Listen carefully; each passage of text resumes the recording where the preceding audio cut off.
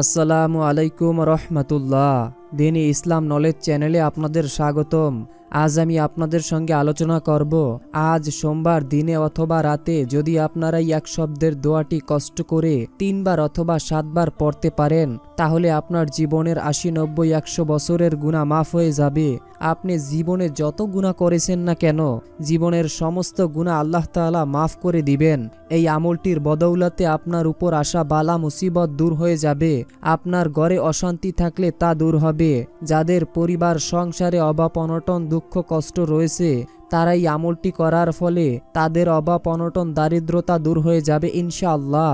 এবং যারা ঋণগ্রস্ত, ঋণে ডুবে আছেন এবং খুবই কষ্টে আছেন, এবং যারা বিশ্বনবী হযরত মুহাম্মদ সাল্লাল্লাহু আলাইহি ওয়াসাল্লামের সঙ্গে জান্নাতে যেতে চান, তারা এই আমলটি করবেন। বিশেষ করে সোমবার ও বৃহস্পতিবার আল্লাহ তাআলার দরবারে বান্দার আমল পেশ করা হয়। তাই আপনারা যদি এই সোমবার আমল করেন, তাহলে আপনারা 7 দিনে যদি আমল নাও করে থাকেন, তাহলে ফেরেশতারা 7 দিনের গুনাহকে মাফ করে আল্লাহ তাআলার দরবারে সওয়াবের খাতাটি নিয়ে দিবেন। তাই যারা জীবনের গুনাহ নিয়ে খুবই সিরিয়াস এবং খুবই চিন্তিত আছেন যে আপনার জীবনের গুনাহ ক্ষমা করাতে হবে, আপনি গুনাহ করে ফেলেছেন, এই গুনাহগুলো কিভাবে ক্ষমা করাবেন, তাদেরকে অনুরোধ করে বলবো, জীবনে একবার হলো এই আমলটি করবেন। কেননা এটি করার দ্বারা আপনার জীবনের সমস্ত গুনাহ আল্লাহ নিমিষেই মাফ করে দিবেন। প্রিয় দিনী ভাই এবং বোনেরা, অনুরোধ করছি, আমরা এই প্রথমবার নারীদের ছবি ছাড়া কিংবা হারাম কোনো ছবি ছাড়া ইউটিউব এবং ফেসবুকে ভিডিও দিয়ে থাকছি। এরকম ভিডিওগুলি যদি আপনি আপনার ফোনে পেতে চান, এজন্য অবশ্যই দিনী ইসলাম নলেজ চ্যানেলটিকে সাবস্ক্রাইব করে রাখুন। তো চলুন শুরু করি। ইসলাম প্রিয় দিনী ভাই এবং বোনেরা, আজ যেহেতু সোমবার, এই সোমবারে রোজা রাখার অনেকগুলো গুরুত্বপূর্ণ কারণ রয়েছে। আগে আমি সোমবার রোজা রাখার ফজিলাত বর্ণনা করব এবং এটাও বলে দিব যে সোমবার আপনারা রোজা রাখলে কি কি ফজিলাত অর্জন করতে পারবেন। তাছাড়া সোমবার দিনের যে আমলগুলো রয়েছে, ছোট ছোট যে আমলগুলো করার দ্বারা আপনাদের জীবনের সমস্ত গুনাহ মাফ হবে, সেটাও বলবো। তো আগে রোজার ব্যাপারে বলবো। রোজা শুধু আল্লাহর জন্য।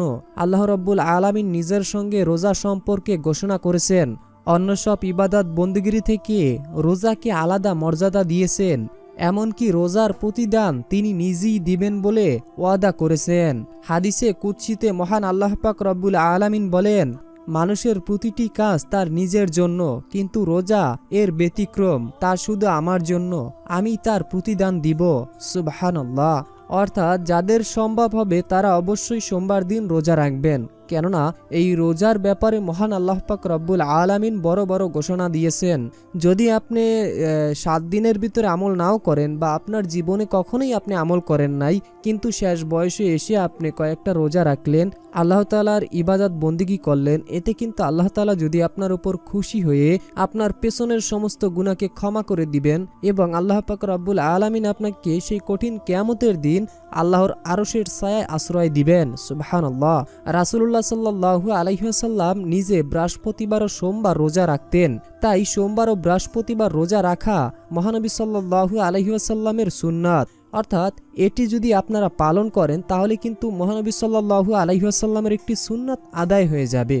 আবু কাতাদা রাদিয়াল্লাহু তাআলা আনহু থেকে বর্ণিত হয়েছে, রাসূলুল্লাহ সাল্লাল্লাহু আলাইহি ওয়াসাল্লামকে সোমবার দিনে রোজা রাখার কারণে জিজ্ঞাসা করলাম।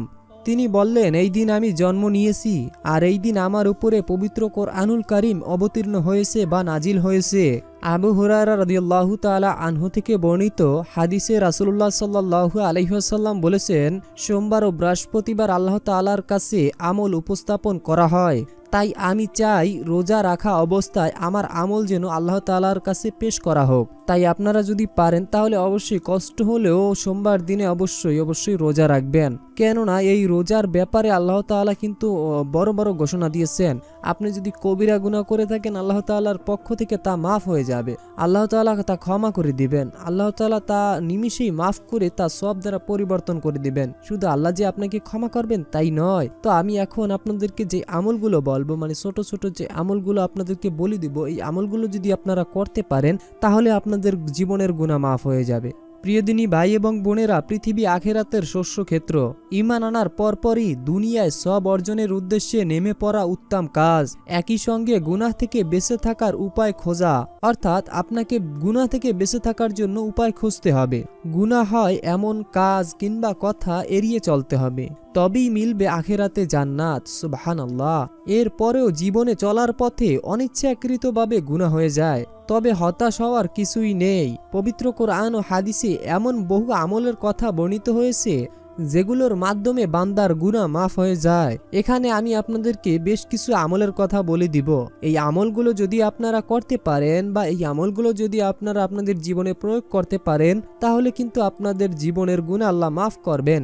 মাদান ইবনে আবু তহা আল ইয়ামবি রাদিয়াল্লাহু তাআলা আনহু বলেন, আমি রাসূলুল্লাহ সাল্লাল্লাহু আলাইহি ওয়াসাল্লামের আজাদকৃত গোলাম সাওবানের সঙ্গে সাক্ষাৎ করলাম।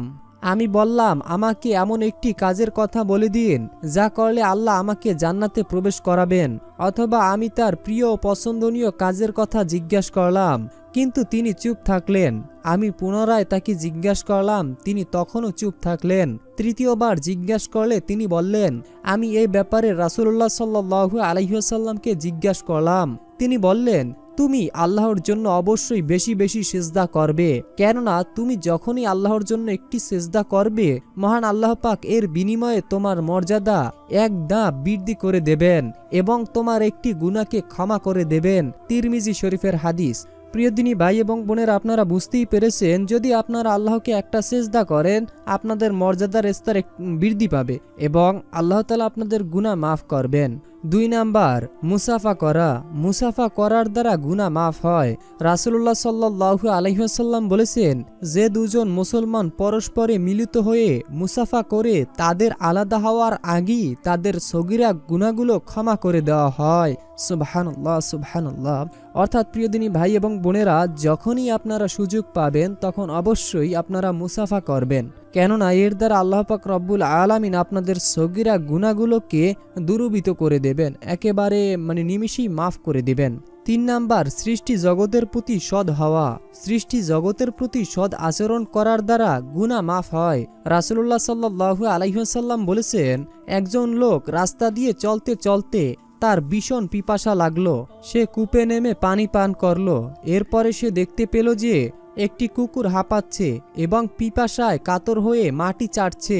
সে ভাবল কুকুরটিরও তার মতো পিপাসা লেগেছে। সে কূপের মধ্যে নামলো এবং নিজের মোজা ভরে পানি নিয়ে মুখ দিয়ে সেটি ধরে উপরে এসে কুকুরটিকে পানি পান করালো। আল্লাহ তাআলা তার এই আমল কবুল করেন এবং তার গুনাহকে মাফ করে দেন। সুবহানাল্লাহ। রাসূলুল্লাহ সাল্লাল্লাহু আলাইহি ওয়াসাল্লাম বলেছেন, প্রত্যেক প্রাণীকে উপকার করতে পারলি সেখানেও নেকি আছে। সুবহানাল্লাহ, সুবহানাল্লাহ। তো প্রিয়দিনী ভাই এবং বোনেরা, আমলগুলো বলার আগে এবং দোয়াগুলো বলার আগে, আজ যেহেতু সোমবার, এই দিনটা কিন্তু অনেক গুরুত্বপূর্ণ এবং অনেক ফজিলাতপূর্ণ একটি দিন। এই দিনে যদি আপনারা 10 থেকে 20 মিনিট সময় এই আমলটির পিছনে দিতে পারেন, তাহলে কিন্তু আপনারা সারা রাত তাহাজ্জুদ পড়ার সওয়াব পাবেন। অর্থাৎ এটা আপনারা কিভাবে পাবেন? দেখুন প্রিয়দিনী ভাই এবং বোনেরা, যখন পবিত্র কোরআনের কোনো আয়াত তিলাওয়াত করা হয় অথবা পবিত্র কোরআন তিলাওয়াত করা হয়, তখন যদি কেউ মনোযোগ সহকারে শোনে, তাহলে যে পবিত্র কোরআন তিলাওয়াত করলো সে যেরূপ সওয়াব পেল, যে শুনলো মনোযোগ সহকারে সে কিন্তু একই সওয়াব পেল, তার থেকে কিন্তু কোনো অংশেই সে কম পেল না। অর্থাৎ যদি আপনারা পবিত্র কোরআনের একটি সূরা শুনতে পারেন, এখন আমি আপনাদেরকে ছোট এবং খুবই অলৌকিক ক্ষমতায় সম্পূর্ণ একটি সূরা শোনাবো। সেই সূরাটি শোনার দ্বারা আপনাদের মনের আশা পূরণ হবে, আপনাদের অভাব অনটন দারিদ্রতা দূর হবে। আপনারা যদি অসুখে থাকেন, আপনারা যদি বিপদ আপদ বালা মুসিবতে থাকেন, যদি আপনারা ঋণগ্রস্তে থাকেন, অথবা যে কোনো সমস্যাই থাকুক না কেন, আপনাদের সমস্ত সমস্যার সমাধান কিন্তু এই পবিত্র কোরআন। আমরা সকলেই জানি যে পবিত্র কোরআন মহান আল্লাহ তাআলার ঐশী বাণী। নিজের তেলাওয়াত করা যেমনি ভাবে সওয়াবের কাজ, তেমনি তেলাওয়াত শ্রবণ করাও সওয়াবের কাজ। এখানে আপনাদের লাভ হচ্ছে, কোরআন তেলাওয়াতটি শুনলে আপনাদের মনের আশা পূরণ হবে, অভাব অনটন দূর হবে, আপনার উপর আশা বালা মুসিবত দূর হয়ে যাবে এবং অনেক নেকি এবং অনেক সওয়াব আপনার আমলনামায় যোগ হবে। আপনার গুনাহ তো এই কোরআন তেলাওয়াত শোনার দ্বারা মাফ হবেই এবং আপনার মর্যাদা আল্লাহ তাআলার দরবারে অনেক বৃদ্ধি হয়ে যাবে। সুবহানাল্লাহ। তো আগে আমরা মনোযোগ সহকারে পবিত্র কোরআনের এই সূরাটি শুনব এবং মনোযোগ সহকারে শোনার চেষ্টা করব, প্রতিটি শব্দ প্রতিটি আয়াত অনুভব করার চেষ্টা করব। সূরাটি শোনার আগে অবশ্যই সকলেই কমেন্ট বক্সে মাত্র 3 বার আমিন লিখে উন্মুক্ত দোয়ায় শরীক হয়ে থাকুন, কেননা কে জানে যে কখন কার দোয়া আল্লাহ কবুল করে নেন। এমনও হতে পারে আপনার মুখ থেকে বলা আমিন মহান আল্লাহ পাক রব্বুল আলামিন কবুল করে নিয়েছেন। তাই অবহেলা না করে সকলেই কমেন্টে আমিন লিখে উন্মুক্ত দোয়ায় শরীক হয়ে থাকুন। তো চলুন আর দেরি নয়, ইসলাম প্রিয় দিনী ভাই এবং বোনেরা, আমি আশা করি আপনারা মনোযোগ সহকারে সকলেই সূরাটি শুনেছেন। তো শয়তানের প্ররোচনায় পড়ে মানুষ আল্লাহ তাআলার অবাধ্যতায় লিপ্ত হয়, গুনাহ করে ফেলে। কিন্তু গুনাহ হয়ে গেলে একজন মুমিনের প্রথম কাজই হলো তওবা করা, অর্থাৎ গুনাহ থেকে ফিরে আসার জন্য আল্লাহ তাআলার কাছে তওবা করা।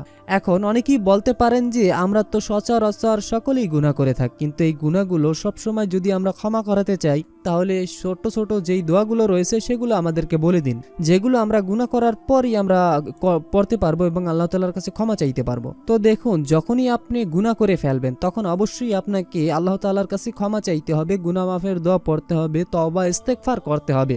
সর্বপ্রথম আমি আপনাদেরকে একটি জিকির বলে দেই, এই জিকিরটি সবসময় আপনারা করবেন। সেটি হচ্ছে লা ইলাহা ইল্লাল্লাহ, লা ইলাহা ইল্লাল্লাহ অথবা ইল্লাল্লাহ। এই জিকিরও করতে পারেন, এতে করে আপনাদের কলব পরিষ্কার হবে, আল্লাহ তাআলা আপনাদের উপর নূর ঢেলে দিবেন। তো গুনাহ মাফের দোয়াটি বলে দিচ্ছি, বিসমিল্লাহির রহমানির রহিম।